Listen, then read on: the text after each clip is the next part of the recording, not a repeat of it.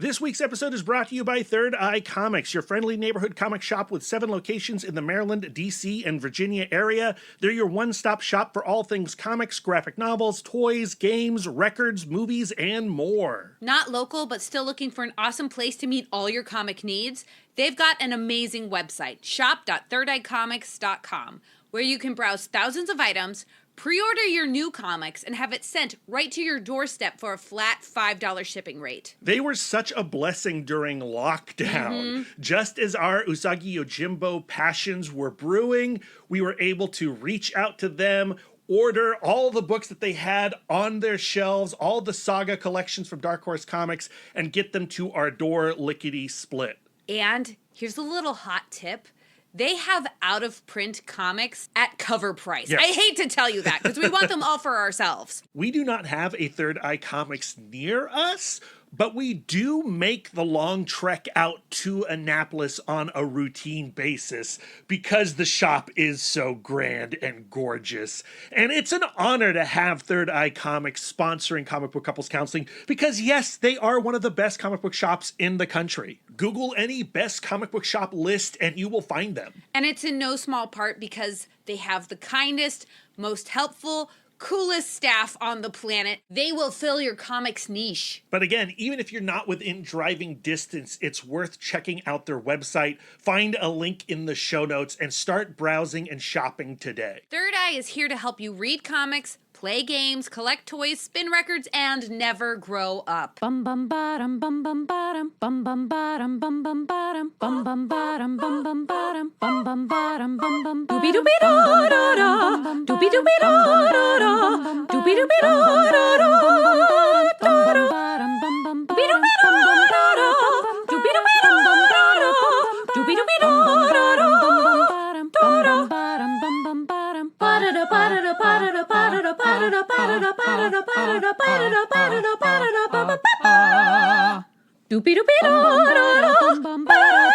You are now in session with the Comic Book Couples Counseling Podcast. I'm Lisa Gullickson. I'm Brad Gullickson. And each month we evaluate a different iconic romance within the four-color realm. In this episode, we are tooting away on our ocarinas while the real men do the work in our Creator Corner.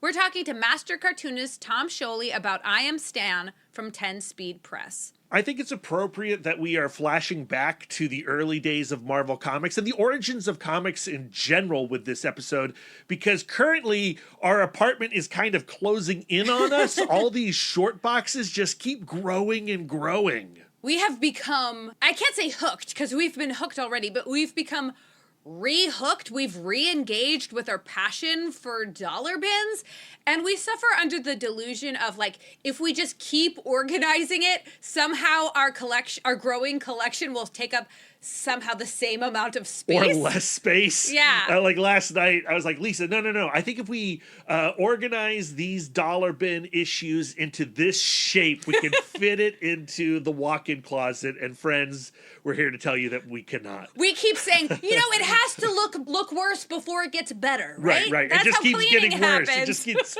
worse and worse with every, I got this. But we've recently hit a rich vein of dollar comics that we just have to take home. Yeah, that are undeniable. All the stores around us have created dollar bins now. Big Planet Comics now has one. Third Eye Comics has Buys and Bargains. Richard McKay's Used Books. Second and Charles. And Tashi Station, which is a place that we never really visited, but they've pulled out all these comics from some portal somewhere. I don't know where they found these things, and they're just trying to unload their backstock. And there's good stuff in that backstock, like actual gold, Demon Bear issues of the New Mutants. But I feel like the word has gotten out about Tashi Station because we're finding ourselves shoulder to shoulder with other dollar bin enthusiasts. Yeah, on Saturday, we went to the Tashi Station Echo Base in Centerville and, just made an absolute killing. We found all of the Nth Men, the Ultimate Ninja, Larry Hama's Marvel series. And we had built kind of a very visible stack. Right. of things that we were considering or probably just buying. And it was such an addictive experience. I wanted to continue it when you were working on Sunday. So while you were out and about, I then went to the Tossie Station store in Springfield, and they had brought out even more boxes of dollar bins outside their store. When I got there, it was just me. And I work left to right. There's 2 tables, 10 long boxes, 5 on top, 5 below, and I'm working left to right. And as I'm like on the 5th box, a person comes and stands right next to me. Whoa. And it starts flipping through, right? And I was like directly the next box? Yeah, exactly the next box. And I'm like, well, there's like a whole other table over there. That's just rude. That's like poor bin etiquette. Well, what it does is it creates now in me this insane sense of urgency where like now I cannot casually flip through these dollar comics. Now I have to rapidly get through all of them and find the gold before this person does. As you should. And so then I start going under. So he's on top, I'm going below. And then I was like, okay, I can't handle the stress of being right next to this guy. I'm just going to give up these 5 boxes below and let him go to town. So I move over to the other table and I start going through. And then he moves over to the other table and starts going through. This time he's coming from the right to my left. And so we're kind of going to meet in the middle. But I got to meet in the middle before he does to get the gold, to get like the Demon Bear issues of the New Mutants. What? So like he didn't look at he didn't finish that other No, he table? didn't. He like I think he felt what I was feeling. Like, I got to get ahead of this guy. If this guy's over here, what if the gold's over there? So, yeah, that's what was going on. Yeah, I wonder, stressful. what the move is, because just because it's 2 people digging in the same boxes, it doesn't mean that you're looking for the same stuff. Well, like when you're at a comic book convention, like when you're at Baltimore and you go to a booth, you're always shoulder to shoulder with people looking at comics, and some people are, like we're not all looking for the same things theoretically, right? Like, my thing might be New Mutants today, and the person next to me is looking for Usagi Yojimbo issues. But the fear is when you find the person who's also looking for New Mutants. Yeah. And that happens occasionally at comic book conventions. And it's not like a big deal, but there's something different about the dollar bin effect, right? Because it's so cheap. And, those dollars are burning a hole. It's like going to a stripper club with like a fat wad. You're ready to go.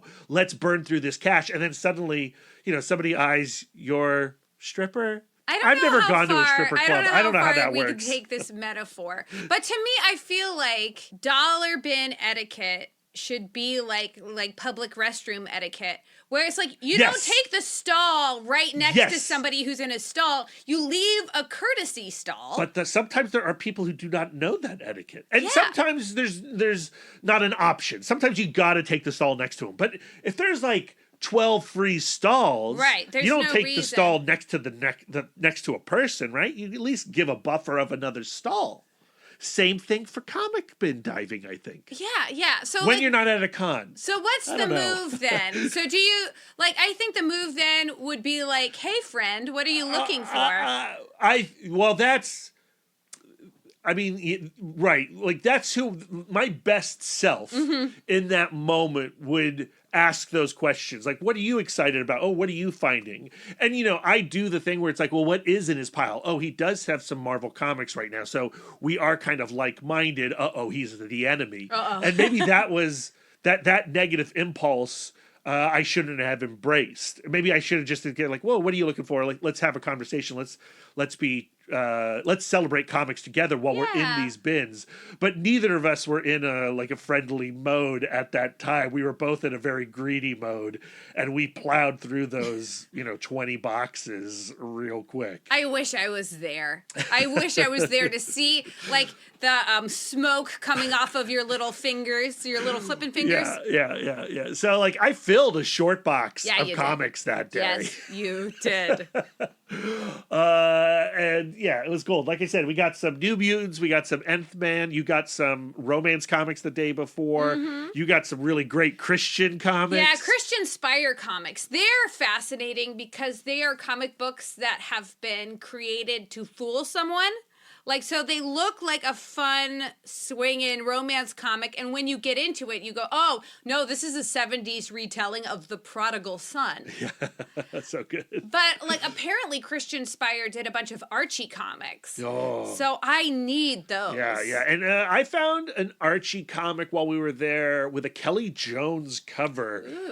The Adventures of Bayou Billy, I believe. Great cover. It's like 1990, so it's like peak Nightfall, or no, I guess not peak Nightfall. It's like pre-Nightfall Kelly Jones doing an Archie Bayou Billy cover, and then the interiors were Amanda Connor art, and like that's really like the true gold of a dollar bin. Are these things that you never knew existed? You know, like Marshall Rogers doing like Detectives Inc. comic. Well, what's Detectives Inc.? I love Marshall Rogers. Let's read this thing, and that's honestly why I love dollar bins. And when you're looking for that stuff, generally you don't run into like other people competing for those books. Right. Well, I think of dollar bins as kind of like going to a state park. Where, like, I feel like I'm a person who likes to just kind of aimlessly wander around and make discoveries. I'm not looking for anything, right? I'm just kind of like, wow, this is really, like, this Christian Spire comic really weird. It has to come home with me. While other people, like you have, like, specific things that you're looking for, and you are trying to complete Nth Man and things like that. Yeah, and, like, I'm not so worried about finding another person that's going to, steal Nth Man away from me, because that person I definitely want to talk to. Like, you're also looking for Nth Man. We're buds. We're besties. Yeah. I think it was the fact that I found that Demon Bear issue of New Mutants and then realized that there could be other books of that value, of that quality in these bins. Right. So I think that person is like the mountain climber. Like, so I'm like the aimless wanderer. You're like, let's walk the path. Yeah. And there are people who are going in there for peril. They're like, I'm going to dive in. I'm going to spend this money on comics. Or this time on comics. With the hope of flipping them and making my fortune. Yeah. Like, so it's like they're mountain climbing. And here's the heinous thing about me in that situation. I have those New Mutants issues already. So you were like the grizzly bear. I was just a monster. And I've just admitted so much awfulness about myself on this podcast. But the beautiful thing... that Brad is not the best Brad. But the beautiful thing about a national park is that there's room for everyone. Yeah. And we're all paying taxes on it anyway, because our buying of regular Wednesday comics is paying the rent for the space that allows those dollar comics to be there, right? Does my metaphor? No, I don't think so. Okay, I don't think so. I think you are now going into the stripper metaphor. Yeah. We like to take a metaphor just a few steps too far. Like, oh, nope, that doesn't work. Let's test these boundaries. But we've been having a great time with dollar bins, but maybe we need to ease back and also just the thing is, the vein is going to dry up. Yeah, and the Tashi Station guys told us that, right? Like, they only have so much backstock that they're looking to really unload, and so they're looking to do this through the summer, and then hopefully be done with it. So, like, yeah, we gotta mine for that gold now. Right. But now everyone listening to this, start driving to Tashi Station. They might have the particular gold that you're looking for, but they don't have any more New Mutants issues. Yeah. Unless they do, and they just haven't brought it out yet. Yeah. Look what Stan Lee, Jack Kirby, and all those cool cats have done to us. Their fans, their obsessives. Very excited to have Tom Scioli back on the podcast talking about Marvel Comics. He's been on the show twice before. He first came on. He was one of our first guests, actually. Yeah. He came on to talk about his graphic novel biography, Jack Kirby, the King of Comics. And then we had him on to talk about Fantastic Four Grand Design, and also just to celebrate the 60th anniversary of the Fantastic Four. And he's always just a great hang He's so informative. He's so, passionate. He's passionate I like feel all like of us. he has a reverence Yeah, for the and medium. he has a reverence, right? And when we had him on the show that first time and we were talking about what comes after Jack Kirby, the King of Comics, we asked him if he had an idea to do like a Stan Lee graphic novel biography, and he was pretty hesitant at the time. Yeah. But here we are, and we've got this glorious book, I Am Stan from 10 Speed Press, which came out last year and was easily one of our favorite books from last year. But it's a challenging book. Challenging in that it challenges the narrative we all have in our heads. Yeah, and our about reverence Stan Lee. for Stan Lee. Yeah, Absolutely. I know that I've been on a journey with my understanding of Stan Lee and his legacy. And it's had its ups and downs, to say the least. Like, I remember the first time I was in the presence of Stan Lee, and I was just like utterly in awe. I was like, I was ready to give him credit for the entire like Baltimore Comic-Con. I'm like, you did this. Well, I mean, there's no doubt that Stan Lee played a huge role, a primary role in the comic book industry, and where we are today exists because of that role. But then I gained more of an understanding of how he maybe exalted himself on the backs of other writers and artists and was perhaps taking more credit than he actually deserved. And flourished financially where many of the others did not. And then we had our interview with Josephine Riesman and their book, True Believer. And I found in myself this deep well of empathy for this person. And then I hauled all of this baggage into my reading of I Am Stan. Yeah. And the same for me too, right? And what's fascinating about I Am Stan is the way that Tom Scioli constructs it using stories that Stan has told himself. There is a great appendices at the end of this novel that includes various citations to interviews, biographies, articles, and the like. So it creates this authenticity. Yet at the same time, it is being constructed by the cartoonist Tom Scioli, and it's being illustrated with a point of view and a fury and an urgency that I find very attractive but ultimately complicated. I feel like he's using the citations like citations of an essay, saying like, this is my point of view, this is my opinion, but at the same time, I'm not coming up with this whole cloth. Yeah, I'm backing it up. Which is appropriate because I feel like to a lot of people, Stan Lee is extraordinarily dear. Yeah.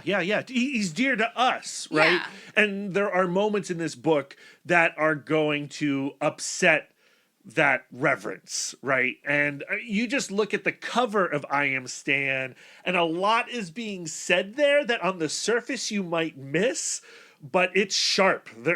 There's a point to that cover, and then you open it up to that first page where it's now an elderly Stan Lee forgetting his name, but being kind of forced to sign all of these autographs, and there's hurt there. And so, I mean, it's a...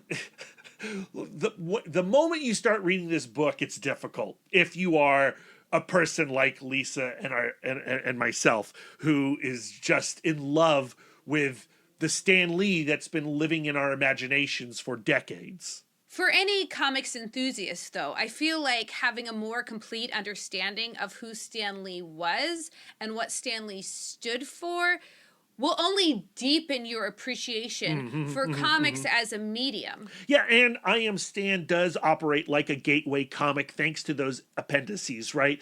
It will point you to various articles, various books for further reading, and we've both done that since reading I Am Stan, and it just continues our evolution, the evolution of our relationship with Stan the Man Lee. I feel like this conversation with Tom Scioli kind of completed the circuit for me and this book, though, because I feel like I Am Stan kind of left me on in this raw place where I feel like, well, how am I supposed to feel then? And then to talk to Tom and have him still love Stan so much and still hold so much respect for him. It almost felt like permission to continue loving Stan Lee for the flawed individual that he was. Yeah, the conversation you're about to hear is not necessarily the conversation I thought we were going to have with Tom. Same. And I love that. However, before we get to the conversation, Lisa, we have to do some referrals. Sponsored by Omnibus. Omnibus is a modern digital comic book store and reader app carrying your favorite single issues, volumes, and omnibuses all day and date. Just like your local comic book store, you pay per book, but digital. Their focus is on building an excellent customer shopping and reading experience and using novel discovery features to help fans find their next new favorite book. They feature top-tier content and already have many of the top publishers in comics today. In the spirit of helping people find their next new favorite book, we have our referrals segment. The idea is to give our counselees, that's you guys, further reading on the themes of the episode. Think of it as us sending you to specialists to further your healing journey through comic books. For my referral today, I wanted to pick another graphic novel biography, and the first one that came to mind that is also available on Omnibus is Corin Shodby's Bela Lugosi graphic novel. Bela Lugosi, like Stan Lee, is a complicated figure. Obviously a figure that had a lasting impression on our cultural imagination. And, you know, when you think of Dracula, and we think about Dracula all the time because they keep making movies based on Bram Stoker's book. But when we think of Dracula now, at least I do, I think about his version of Dracula first, and I compare all other Draculas to what Bela Lugosi laid down back in that original Universal Monsters movie. And if you've seen Ed Wood, you know that Bela Lugosi led a very sorrowful life, especially towards the end. But you may not have fully understood or appreciated how he got to that point in Ed Wood. And I was so thankful for Corin Shodby's graphic novel because it filled in the gaps between the Universal Monster movie and the Tim Burton biography.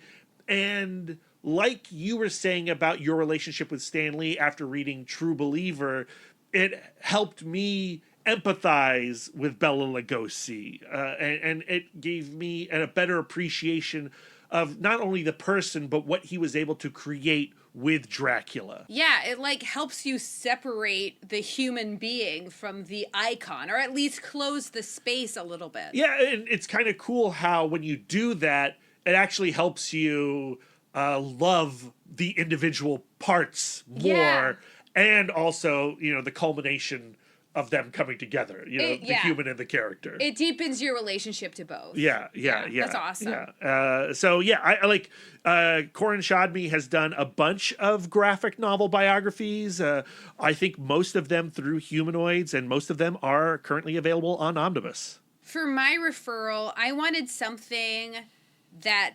de-glamorized the making of comics. Not like it's a particularly glamorous pursuit, but sometimes like idolize, you know. You want to believe that people who have the most talent get the furthest. Like, you want to believe in the meritocracy of it all, but of course it is more complicated than that. So what popped into mind was Con and On by Paul Cornell and Marika Cresta. Yeah, which is about to get collected as a trade paperback from Ahoy, but all the single issues are currently on Omnibus. Con and On is about two friends who go to their first convention with their portfolios, hoping to break into comics. And they each end up having very different experiences. And those experiences don't necessarily relate directly to the quality of the work in their portfolios. I'm trying not to get like spoilery. I think one of the things you can spoil, though, is that each issue of Con and On jumps in time. Yes. And jumps along their timeline of creation within the comics industry. And so you get to like do the mental math of like, how far is this person from achieving their dream versus the expectation that they had going to that first convention. We actually talked to Paul Cornell on our Patreon as a creator cranny, and it was another conversation where I went into it going like, I'm not sure if this first issue of Conan On is like mean-spirited or not, because I love the convention experience so much, and I hate the idea of someone who doesn't understand what cons are really like picking up this comic and being like turned off. But once I started talking to Paul and he started telling us about his experience being a comics insider and how much he really does love the industry, he just would love for things to become more equitable. Yeah, and as the issues progress, the love for the industry and the love for the medium and the love for the convention scene becomes more and more apparent. Right. And it's only highlighted by, all the awful stuff that is explored in these books too. Right. So I feel like if you've had the con experience and you want a little bit of a glimpse from the inside, like the less the fan track and more like the industry track. What's the con like for the person on the other side of that table, on the other side of that transaction? And I'll just say it right now, it's like not a tragedy. Like it's not all doom and gloom and nobody's ever going to make it. It's an unnecessarily tough row to hoe for some people over others. The access for certain people over others is just completely unfair. Yeah. There's an honesty in Conan On that's very appealing. And it's only 5 issues. They're about to be collected, but why not read it now? Yeah. Why not? Because it's all on Omnibus. And you don't need an iPad. You don't need the app to access Omnibus. If you have a browser, you have a shop ready for you. So hit the links in the show notes, get to browsing, get to shopping on Omnibus today. Referrals. So hopefully you're now all set to reflect on your adoration for comics and characters like Stan Lee, and we can just bring Tom Scioli into our love nest for a little conversation. There is one thing that I want to set up though. This is a spoiler-free conversation, spoiler-free as much as like it's Stan Lee's biography. But there is one turning point in the book, and I mentioned in this conversation there is one splash page, so I want to set that up. Stan Lee has just shaved his beard off for the first time, and he's hired an agent to do speaking engagements at colleges of like, how do you break into the comics biz? Then we see him at one of these engagements, and he has what's becoming the signature hair. He's wearing red sunglasses, and the only splash page in this entire book is a picture of Stan pointing right at you from the page and giving this piece of advice. If you want to make it in comics, the best thing you can do is first establish yourself in a different field. And so I ask Tom Scioli directly about this moment. Yeah, I think like his whole narrative hangs on that page. Right. So yes, I Am Stan is currently available from 10 Speed Press. It's in hardcover, it's in paperback. The paperback is wonderful, but the hardback lays on the table so nicely. I recommend the hardback. And on that note, here's Tom Scioli. Tom, welcome back to Comic Book Couples Counseling. Hello. It's great to be back. It's great to have you back, especially talking about I Am Stan. When you first came on to talk about Jack Kirby, The Epic Life of the King of Comics, we briefly touched upon the idea of you maybe doing a Stan Lee graphic biography, but you weren't 100% sure, and you were thinking that you really needed to figure a way in to a Stan Lee graphic biography. How did we finally get I Am Stan, and what was your in? Yeah, I mean, back then, I think I might have been 100% sure that I wasn't going to do a Stan Lee book. It's really hard. Like, that Jack Kirby book took a lot out of me. That was a real, a real labor. And, as soon as, I had just finished it, and the last thing I wanted to do was do another biography, particularly one that's in that same world the way a Stan Lee one would. So I needed about a year or two of time to kind of catch my breath before I was ready to dive back into that world. But yeah, I didn't really see a way in at that point. I mean, there was like working on the Jack Kirby book, there were moments where when Stan's in there, where it kind of almost threatens to become a Stan Lee book. Like Stan definitely has this like gravity to him, this pull, and and kind of demands to be the center of attention, even when you're creating a book. And so it feels like looking back, it feels like a very natural place to go. But yeah, at the time I was not ready for it, and just just having some time to think about his life and what it means and how it all goes together, I kind of started to see a way of doing it that would make it very different from the Jack Kirby book, which was important to me. It was important to not sort of repeat myself, go over the same ground.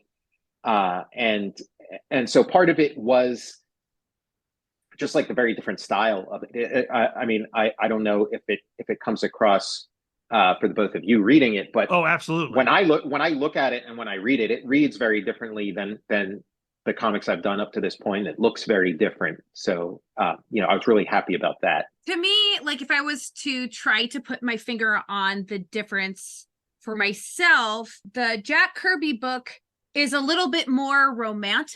It's a little bit more gauzy, where I feel like there is a sort of literalism that comes through the Stan Lee story. Can you talk a little bit about that? Yeah, I mean, the Stan Lee book, it is like the Jack Kirby book was very internal. Jack Kirby, for a lot of his life, with the exception of his very violent and turbulent childhood and then his military service, for the rest of his life, he lived a very internal life, very solitary. I mean, he was home, he was surrounded by family, but he did spend a lot of time in his own head, in his studio, in these like worlds that he created. So the book ended up being a very like internal narrative and very very like you're in his world. You're not so much in the external world, where Stan Lee was a much more extroverted person, and sort of Marvel throughout the years had was sort of a Grand Central Station, and that Stan Lee was kind of like the conductor and all these people coming and going, and Stan was a very like active sort of like physical fitness kind of person, constantly in motion. Like even when I met him, when he was an old man at that point, he would so he could like run up the stairs. He was very light on his feet, and so I figured, let me make a little stage for Stan and let him do his thing and just kind of see where he goes.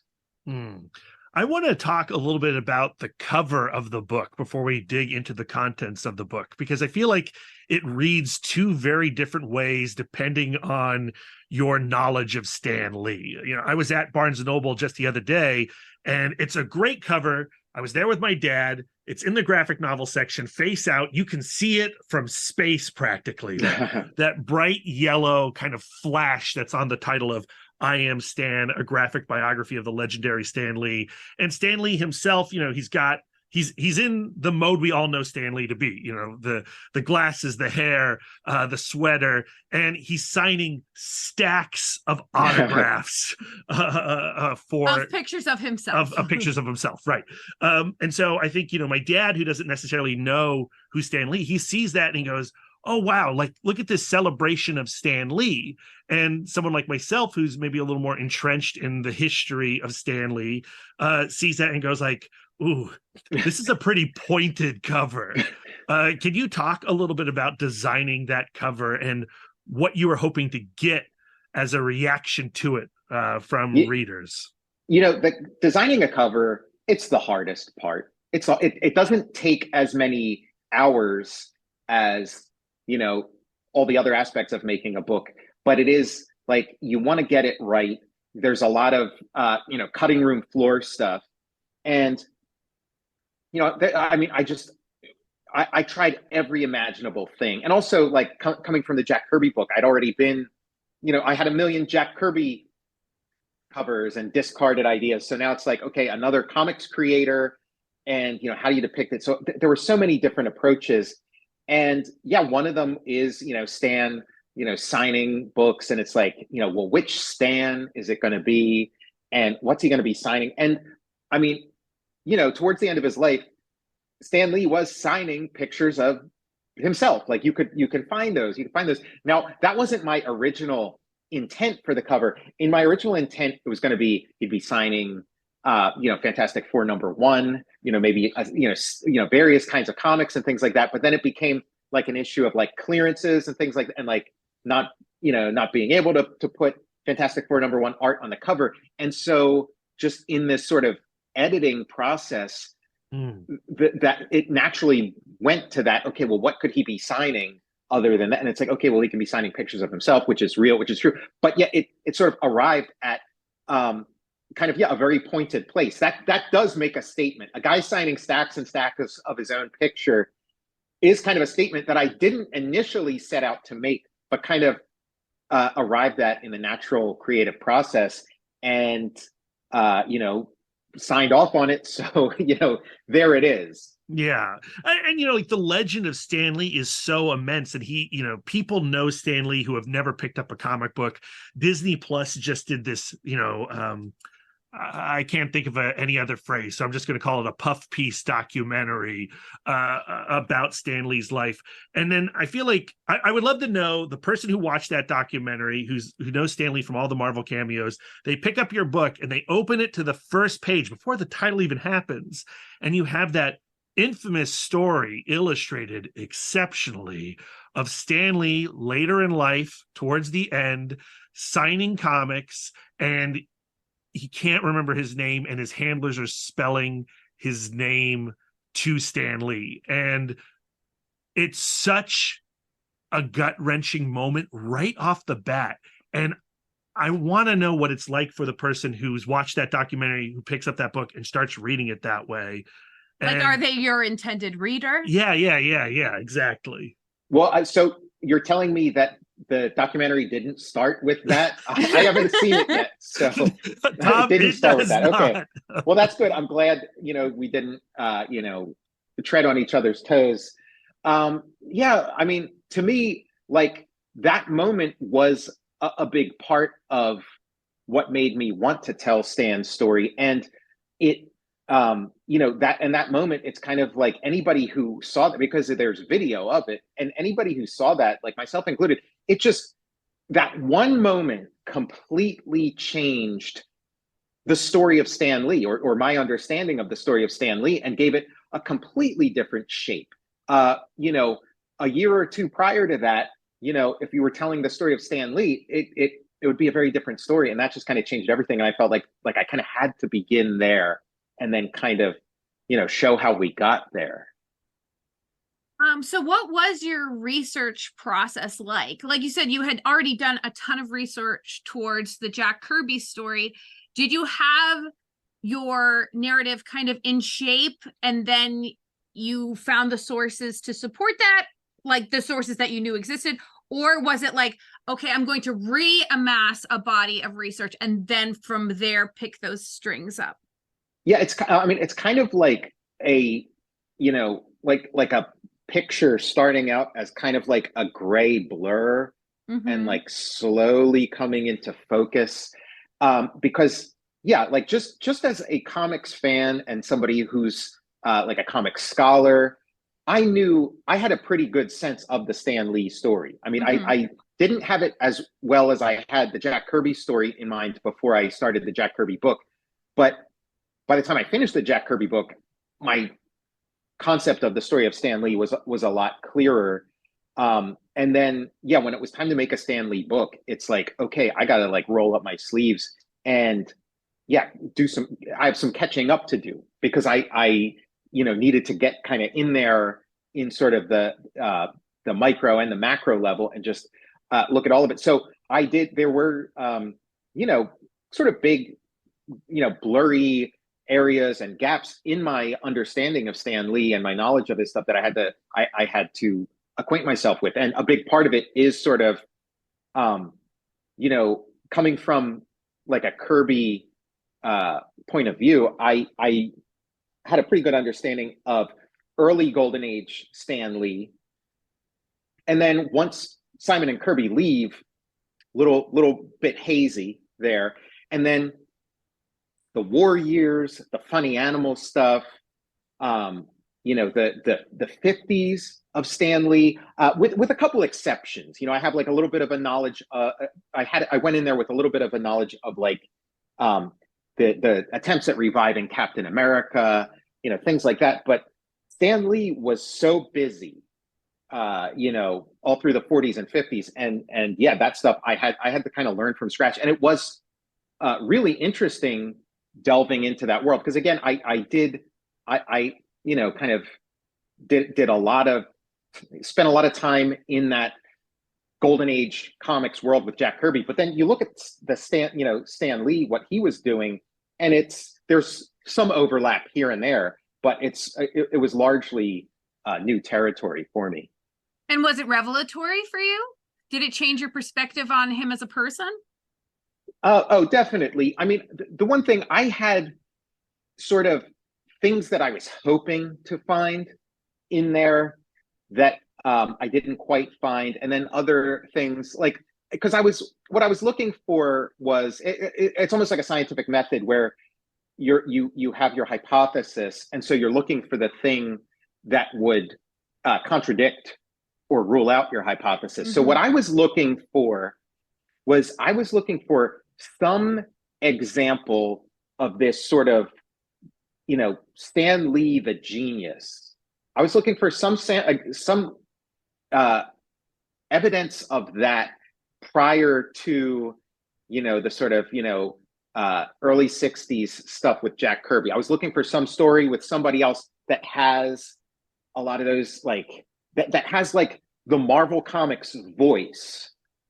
And I couldn't find that. I could find some stories that Stan Lee did, particularly when he was in sort of like EC Comics imitation mode.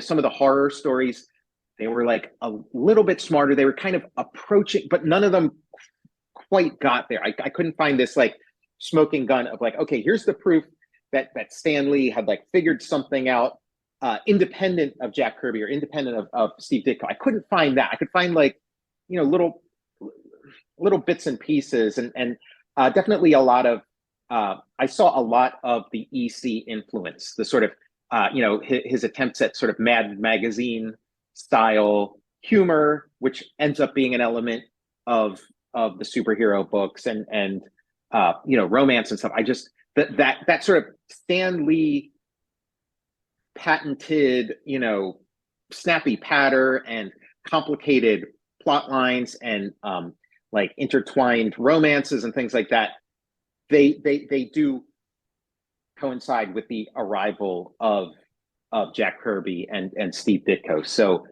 that was one thing that was sort of a question mark in my head, and then kind of got an answer that maybe wasn't as satisfying. How does your feeling about Stan Lee today differ from your feeling of Stan Lee before you made the book?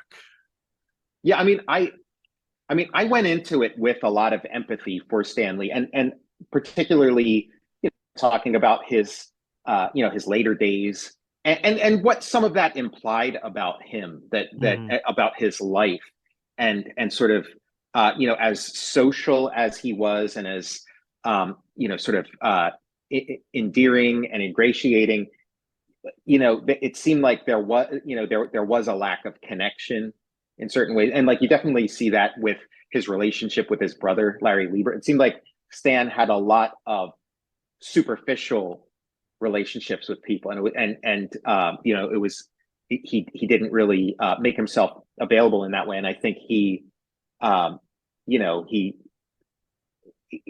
suffered, the lack of that. Like he wasn't doing himself any favors. So I went in with a lot of empathy, and yeah, like, it's still pretty fresh. I mean, I finished the book not that long ago, so I'm still like, I kind of lived in his shoes for, this long extended time, where like every day was okay, I'm in Stan Lee's world, and so I definitely feel like a connection to him, and which I really didn't feel prior to that. I mean, I had an appreciation, and I had a range of feelings, good and bad, about him and his work and his legacy. But now I feel like it's become part of me, and I don't know if maybe after a couple of years it'll that'll sort of go away, or if it's sort of here to stay.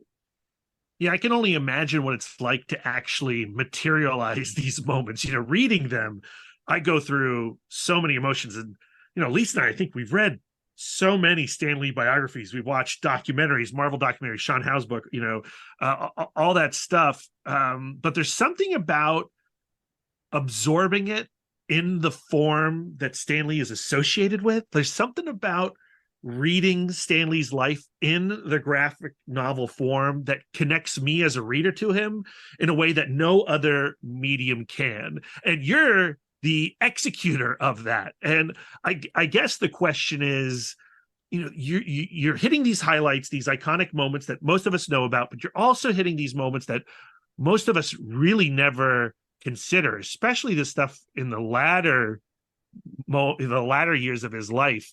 And I don't want to we know how that life ends. It ends, right? But those last few pages, when you're illustrating those, what is your emotional experience? Yeah, it was really tough. Like I was, kind of shaken by some of that stuff, especially, getting so deeply into it, like really spending time contemplating it and drawing it and those and I the book, I kind of it's mostly linear. There's a little bit of jumping around here and there, but it's mostly linear. So I was doing, I was kind of in those last days of Stan Lee. I was kind of in that world, towards the end of this process. And so I'd been on that whole journey, and it was just being immersed in that. It was a lot, and it put me in a bad mood. Like I was in a bad mood, while I was working on that stuff. And, there were some things that would, that I'd see in in the comics world or in comics news or just in sort of, show business news or whatever, that really bothered me extra, and there are other people who've gone through a similar trajectory as Stan, and I was very sensitive to those kind of stories around that time, and now I feel like I'm kind of back to normal. But yeah, it was like a demon that had to be exorcised. And you've mentioned this a little bit already. You have a different aesthetic to I Am Stan. The panel layout is very unique in this graphic novel, and it reads just in a different way than the Jack Kirby book. Can you talk about landing on the panel layouts of this comic? Yeah, the layouts were made for speed. They were made for speed of reading, to make and it's something I've been working on and wanting to do for a really long time, is just make a comic that's just so easy to read. Just make the reading experience incredibly pleasurable, and just get out of the way and focus on just that. And that sort of widescreen aesthetic, which is what most of the pages are, that's where I arrived. That just felt like just a really good way of, and Stan Lee is somebody who knows how to tell a story, who's very he knows how to be entertaining. He knows how to sort of walk you through something. And I wanted this reading experience to be like that, to be like the Stan Lee you would meet at a party, that this sort of breezy, just extremely, it goes down easy, like a very pleasurable reading experience.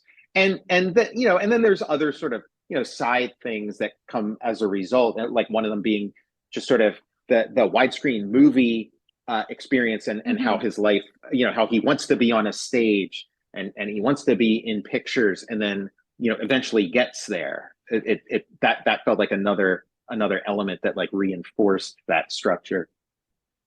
Then another beautiful thing about this being a graphic novel, where you do strenuously include those references, and you're using, Stan's own words, but a lot of nuance can be added in the way that you depict those instances.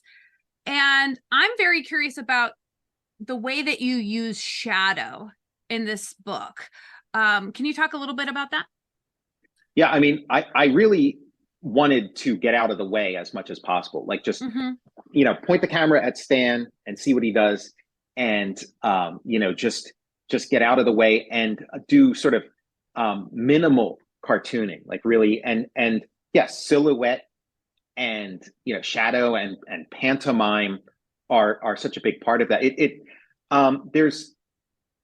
There's aspects of like documentary in this. It's got some of the rhythm of a documentary, but there's also like a vaudevillian aspect to it too, and where sort of pantomime and shadow and light source for sort of drama and framing and illustration in it, and this sort of light and dark, and creating a rhythm. Shadows really help you create like a reading rhythm too, where you maybe have a couple panels that are sort of brightly lit, everything's clear, and then you stick a little silhouette in there or like a deep shadow, and it creates a really nice reading rhythm. And yeah, maybe hits a note, maybe underscores a moment without having some thought balloon or caption or something. Just kind of, again, let the reader experience the way they would a movie. And if you watch a movie, it's like very rare and kind of old fashioned to have like a moment in the movie where it kind of stops and then there's a voiceover from the character or something. Usually in movies, like information's communicated in a much more subtle way. And that's where like the language of cartooning helps, because the language of cartooning, you sort of simplify it so that, gestures and facial expressions can communicate things without a lot of verbiage. There is a total of 1 splash page in this book. Yeah. And if you're comfortable with it, I would like you to talk about why you chose that moment. And did you see that moment as a turning point or a North Star for the rest of Stan Lee's career? Yeah, I mean, there is, and it's maybe the best bit of advice that Stan Lee has ever given, and it's I don't have it in front of me, but it's something to the effect of, if you want to make it in comics, get famous in some other arena first. And it was very prophetic. It and just sort of like the era of comics that I came into and I worked through, you would see a lot of that, where it's like, okay, if you if you're on a TV show, or if you're a novelist, or you're this or that, like you can move to the front of the line ahead of the people who've sort of made their life in comics. You can move to the front of the line. So there's that. And yes, Stan was very canny. I mean, he was like the youngest editor in comics when he started, and ran that whole office more or less single-handedly. Very, very little oversight. And unlike the DC office, he didn't have to like share power with a bunch of other editors and develop little fiefdoms. He had a lot of control. So he'd seen like exactly how far you can go within comics, and he'd seen it. And this was after decades. He saw like the sort of shape of this labyrinth he was in and the limits of it, and yeah, that was some hard-earned wisdom on his part, and he really worked hard to get himself in front of audiences, on the lecture circuit, get on TV. I mean, he was very early for that, and when I was a kid, that was my first experience of any kind of person who made comic books would be Stan Lee as a voiceover on the cartoons. But I mean, he was doing talk shows, all kinds of things. The way I interpret that quote coming out of Stan Lee's mouth is he always carried a little bit of like self-loathing for being in comics. You know, he got the impression that he was worthy of great things, and that like maybe comics wasn't a medium that he was anticipating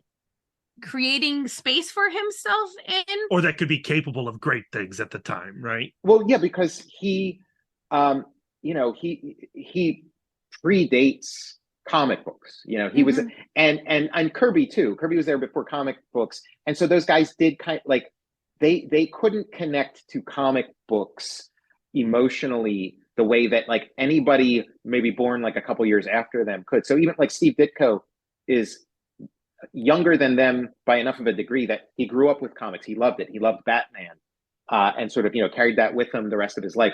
Jack Kirby didn't. He grew up with comic strips and loved them, but what he was really connected to were the pulps. And Stan Lee, he was really connected to sort of kid lit, like the literature made for children at the time. But yeah, comics just had a stigma to them that I think he did internalize and could never quite shake, and had to it was not his preferred medium, but it was the medium he found himself in, and he came to love it and respect it to a degree. But I think that's like a very real generation gap, certainly between us and them, where like I grew up in the in the beginnings of sort of the graphic novel thing, where it's like comics were this very fashionable and very respected. Like I didn't grow like that idea of comics being something to be ashamed of just doesn't. I just don't feel like I understand it as a thing, and that Stan had it and stuff, but I don't feel it the way like Stan, I think, viscerally did. I'm excited for folks to get their hands on I Am Stan. It's out now. I'm curious also to see how it's received, and possibly differently from the way that Jack Kirby, the King of Comics, was received. The Epic Life of the King of Comics was received, because I do feel like there might be some people who are going to have their eyes opened in a way, and they might be challenged or irritated by that. Yeah, that'll be interesting, because again, like we're in that comics world, and we talk to comics people, and so we have our shorthand, and like everybody gets it, that we knows, and maybe some feel more of a sympathy for Stan or a sympathy for Jack, and an antipathy for the or whatever. But everybody's aware. We've picked our sides. Yeah, exactly. Everybody's aware of that story and that idea. But yeah, you take one step outside of this world, which is, a very, it's a very large world, but there's a much, much, much larger world that is outside that. So yeah, it will be interesting. And the book is so brand new. I haven't really got a sense of that, but it'll be really interesting. It'll be interesting even just, just the people in my life, the people I know who aren't necessarily immersed in comics, and just kind of see, what they have to say about it. Do you see your Jack book and your Stan book as like of a piece? Like, are they related to each other, or do you think that they're like two completely independent books? I mean, they're definitely companion pieces, and I think the two of them, you put the two of them together, and they kind of tell a third story. Like I think there's a really nice chemistry between the two. But again, like if I tried to just sort of make the Stan Lee book kind of like Jack Kirby Part 2, like that wouldn't have worked. Like I really had to rethink everything from the ground up, and just and almost do a book that's in. I mean, there is some overlap, but there's so much that's different just about the approach and things. The thing that was very difficult, and I think I managed to accomplish, was making sure, even though the books are from two different points of view and two different perspectives, that they don't contradict each other. That they do, like they and that was really difficult. Right. It's just like a difficult task, but I was happy about managing to do that. You absolutely did manage to do that. You say, like, when you read these two together, there's this third story that emerges. Do you feel like that story is a story about you, or that Well, story I is mean, a story about us, as a comics reading culture? yeah, I mean, all of the above, like that is, and it is when you're like, they say that all biography is autobiography, which like, I think everybody who makes a biographical work tries really, really hard to keep themselves out of it. But yeah, you can't, and again, reading, the reader is like another collaborator. The reader, so the reader's having their experience. I mean, I can think of things about the Stan Lee book. I mean, just the fact that I'm like a comics creator. Also, there's a lot in the Stan Lee book that I can relate to, and and also like, I mean, there were some things in my life, like I was my father died over the course of working on this Stan Lee book, so I feel like, I mean, I'm not telling the story of my dad or the story of me and my dad or anything, but I feel like a lot of the emotion was kind of, just looking at somebody who is kind of like a father figure. Like Stan Lee is sort of like a comics father figure. Jack Kirby also, and a complicated one too. So it did touch on, like, at least emotionally, some similar notes. So, last question then, Tom. Is there a Steve Ditko book in you, a Neil Adams book in you, or even maybe a Tom Scioli book in you? Yeah, I mean, that would be rough. That would be that. I mean, that's hard. I've never done autobiography, and I'm very respectful and impressed with people who do, because it's kind of like, I just don't know how they do it. But yeah, that would be interesting. A Steve Ditko book is kind of a natural, and I feel like that, yeah, that could be very easily done. It's interesting you mentioned Neil Adams, because I kind of have been thinking about him a little bit lately, and sort of in those, in that in that mode. Like, he'd be interesting too. There's a lot of interesting stories to tell in comics. I feel like maybe I have one or two more of these types, like a comic book biography book in, but I don't know that I could. I don't know that I have 10 of them in me. And there's a lot of people I'd like to, spend that kind of time with. Yeah, well, we definitely have it in us to read 10 of them from you. That's the easy part. We can do that. Yeah. You handle the rest. Yeah. You make them. Right. So, Tom, thank you so much for hanging out. As we said, the book's out now. Please find your local dealer and go scoop it up. Tom, have a wonderful day. Thanks. You too. And there you have it, our conversation with Tom Scioli talking about I Am Stan, the graphic novel that's currently out from 10 Speed Press. I love what he had to say about, like, when you read both his Kirby biography and his Stan Lee biography, this third story emerges. Because, like, Brad and I talk about this all of the time. Like, the second you're processing information, you're introducing fiction to the story. Like, there's no such thing as, like, unless you're, like, looking at a graph, I guess. Right. There's no such thing as information without a point of view, because the fact that the information is there in the first place, the point of view emerges. And I love the idea of Tom Scioli writing these biographies about these different comic creators as kind of a backdoor way to tell his autobiography about the way he looks at comics as a cartoonist and as a fan. Like, I love that idea. I just keep keep noodling on that. Yeah, the ultimate Tom Scioli autobiography is his Jack Kirby book, his Stan Lee book, and his Fantastic Four Grand Design book. And whatever books he comes up with next. Like, to me, like, no matter what you are making out in the world, you are talking about yourself. Yeah, yeah. And I think that he does level up from each project. Yeah. I think that he has moved into a new position of Tom Scioli-ness with I Am Stan. I don't think the Tom Scioli that we first spoke to could have created this work. And I'm excited to see how this Tom Scioli elevates into whatever that next project is. And that's going to do it for this week's episode. Next week is actually going to be a surprise episode. We will be talking with another comic book creator, yes, Jason Aaron, and we will be discussing everything that he's got going on with the Teenage Mutant Ninja Turtles ongoing. And yeah, Lisa and I are beside ourselves. Then after that, we'll have our next Scott and Emma episode focusing on Avengers versus X-Men, which I have waded into, and it is very Scott-focused at this point.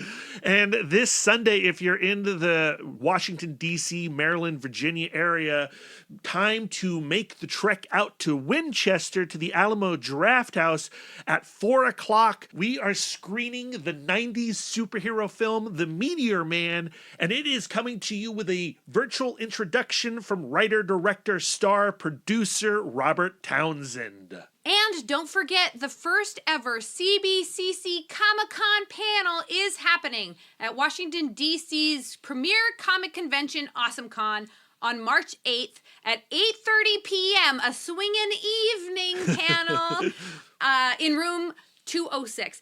Brad, you know how I've been saying, like, March 8th, that date sounds familiar. Yeah, it's our panel day. It's also Mickey Dolenz' birthday. Oh. My favorite monkey. No wonder that date holds a special place in my mind and heart. There you go. I thought you were about to say, like, we can't do the panel because I have a work conflict. And I was like, do not. You're going to quit. You're going to quit your job because nothing's going to tear us away from doing the first ever comic book couples counseling panel. Please show up. Please show up. Put some butts in seats for us. We need them. That's a weird way of putting it, but that's how I put it. We're not above begging because we're doing it right now. Yeah, and we'll have buttons. We'll have new Our Psychic Rapport buttons. That's our new monthly newsletter, which is free to join. Just hit the link in the show notes if you haven't done that already.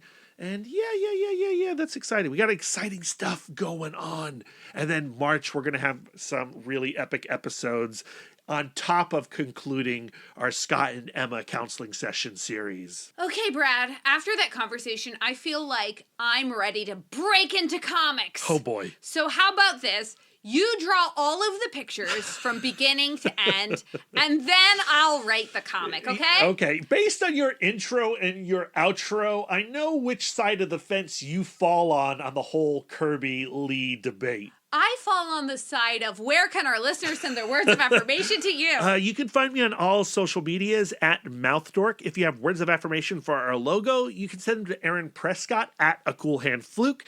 And if you have some words of affirmation for our radical banner art, show poster, and 5th anniversary poster, send them to Karen Chapp at Karen_X-Men fan. Lisa, where can our listeners send their words of affirmation to you? I'm always accepting words of affirmation at Sidewalk Siren on Instagram and Twitter. If you'd like to spend more quality time with us, you can subscribe to us on Podbean, Spotify, YouTube, Audible, Apple Podcasts, or whatever app you prefer. We're everywhere. If you'd like to get exclusive, you can join our Patreon, where you'll get more content, including weekly bonus episodes. If you'd like to reach out and touch us electronically, you can email the podcast, cbccpodcast@gmail.com. You can visit our website, comicbookcouplescounseling.com, or follow us on all the socials at CBCC Podcast. You can give us the gift of 5 stars on Audible or Apple Podcasts, and if you'd like to do an active service, why not write a review of the show while you're there? We are fluent and receptive in all 5 love languages. It really warms our hearts and helps the pod. So until next time, friends, keep your love tank full. And your psychic rapport open. Doopy doopy. Bum bum ba bum bum ba ba. I'm leaving a space because we might want to edit this out because some people might consider it spoilers. You might consider it Okay. spoilers. So I'm going to leave a space.